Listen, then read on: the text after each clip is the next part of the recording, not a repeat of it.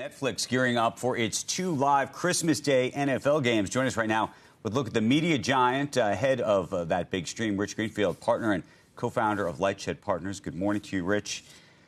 There's a lot to talk about in media land. Let's start with the Netflix of it all and maybe even the technology piece. Obviously, they had extraordinary numbers going into the big boxing match with Mike Tyson, but you know, there was a lot of buffering and challenges and other kinds of headlines. Do you think that they're going to have it all together come Christmas Day?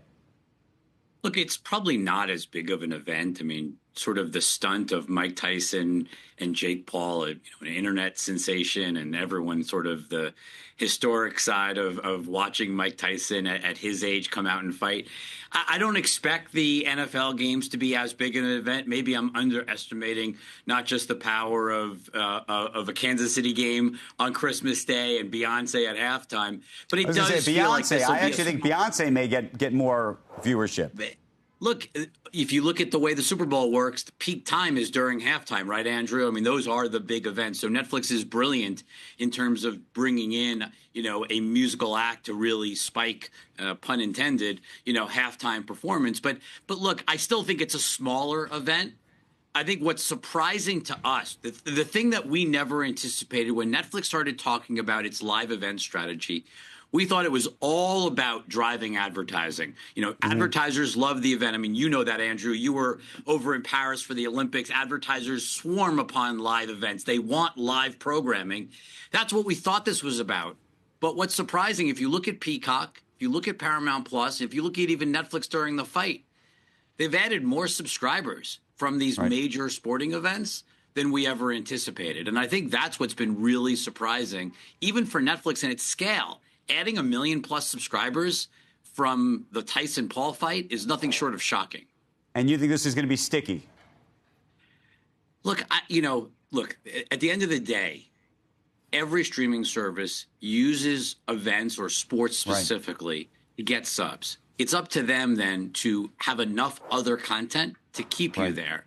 If there's any company that has enough other content to keep you there, it's Netflix. So if you would think retention should be better there than other places. I want you to do a little crystal ball 2025. I don't know, guys, if we can put back that board, which we just had up, that showed the number of subscribers and all the different services that are there. Here we go. We got Netflix at $283 million all the way down to, not $83 million, 283 people, or million subscribers, down to Apple TV Plus, 25 million. Okay. Crystal ball, chess pieces, M&A. President-elect Trump is in office. The FCC and FTC and DOJ say, game on. How do the chess pieces look if we have this conversation a year from now? I am going to really disappoint you, Andrew, because the problem is the one chess piece that everyone thought was literally going to be removed off the board. When I sat on CNBC a year ago, we really thought the chess piece that was gone was Paramount Plus. We didn't even think Paramount Plus would exist by this point. Now that you've got one of the world's richest humans or families coming in and buying Paramount, it should close probably in the first half, if not first quarter, given the Trump-Ellison relationship. You're talking about Larry Ellison.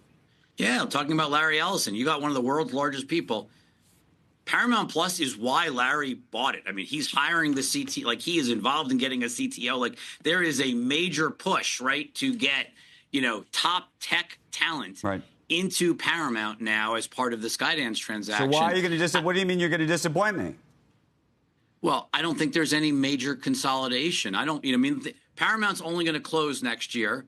If you think about your parent company, Comcast, NBC Universal, the SpinCo that we've talked about on air won't happen until Q4. I don't think there's a catalyst for an event happening in 25. It could set up in 26.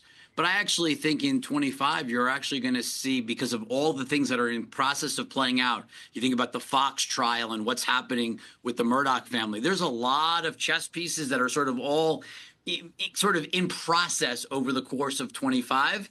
I think you're more likely to see something in terms of consolidation in 26 and beyond. But I would suspect that board you put up with Netflix down to Apple, my guess is it looks very unchanged 12 months from now. We're over time, but will TikTok exist as we know it a year from now?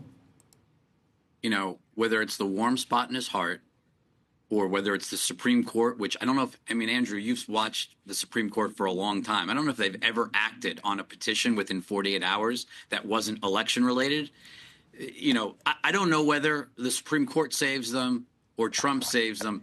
It feels like a pretty good shot that Biden, if the Supreme Court doesn't save them, I'd be surprised if Biden shut it down. I would suspect he punts it to Trump and lets Trump deal with it because Biden can punt it by 90 days. But I suspect a year from now, we will still be on TikTok. How, what the mechanics are, what Trump gets from China for saving it, I don't know. And I think that trade is what no one's focused enough on. What can Trump trade this for?